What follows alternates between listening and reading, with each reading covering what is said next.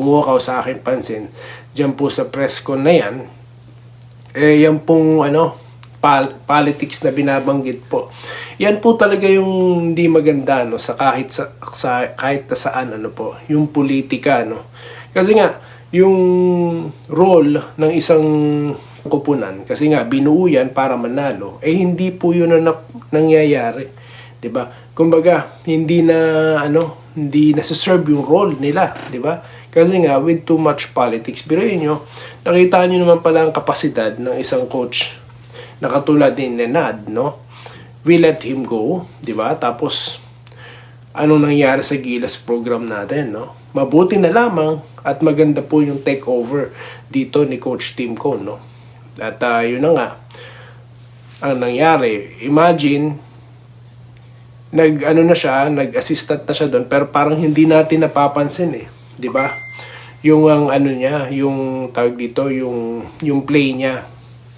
Yun po yung napansin natin na iba nga ang performance ng Gilas, 'di ba?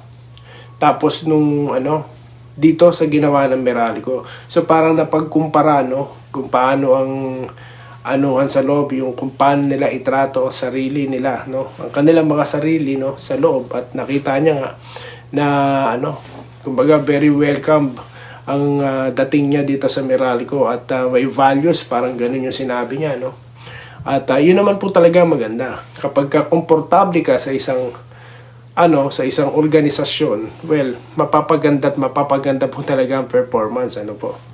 So hindi naman po kinilaro kung anong klaseng politics ang nangyari doon, Kasi nga po, napalitan doon si Coach Tab Balbin, kaibigan niya po yun Kumbaga, tumutulong siya sa program ni Coach Tab Baldwin, So definitely, nung nawalaan si Coach Tab, kumbaga, umalis na rin siya, di ba? Pero pinakiusapan siya, to stay and to work with Coach Chat Reyes, po. So, whatever that reason is, bakit po, anong politika yan, hindi na po naibanggit, pero noon po pinag-uusapan na yan, Bago pa po nabuo yung solid team natin na nanalo ng gold dyan sa Asian Games, di ba? Buti na lang talaga, isa ring, magaling na coach ang nag-handle, At yan nga po si Coach Tim Cone. Yun na nga lang, anong nangyari ngayon, tinalo sila, dito sa ating local league na PBA, di ba? Sa kanilang Game 7, tas ngayon nga, tinumban nila yung San Miguel. So, it goes to show kung gaano po kagaling ang sistema, na intention ipasok, or i-implement sana nito ni Coach Nenad. Pero nevertheless, okay rin naman ang resulta niyang paghahawak nito ni Coach Tim Cone, Pero syempre, abangan pa rin po natin, yung mangyayari pong tawag dito, magkakaroon po na naman kasi tayo ng laro, So antabayanan po natin yan, i-cover po natin yan. Of course, pag-uusapan po natin dito yan, So yun.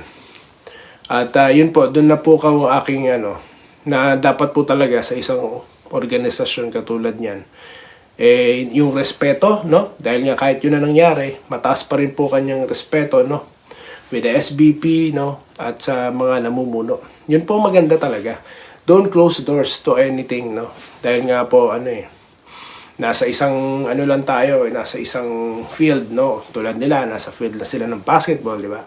At he was inspired, sa pag-unawa ko, how passionate we are as Filipinos sa basketball. Kaya nagsilbi rin ito, of course, inspirasyon sa mga coach na katulad niya. At sinabi niya nga, nakita niya na yan, he's been, sa iba't ibang bansa, nung nakita niya ang too much politics between, di ba, agents and players, di ba? So talagang di na bago sa kanya. Kaya nga, tinawagan siya ng Meralco, or tinawagan siya, somebody, to continue his consultant role, diyan sa Meralco, bumalik siya talaga. At ayan po ang nakita. Evidently, komportable siya, at kung mapapansin nyo kung paano sila magbatuhan, mag-usap nito ni Coach Luigi Trillo, during the games and outside the games, nakita po respeto sa kanya rin, of course, ni Head Coach Trillo. Kaya po nakita naman natin ang napakagandang resulta, no? Kampiyon ang Meralco at congratulations po sa inyo. Salamat po sa panonood. Subscribe na para sa mga susunod na basketball at boxing videos.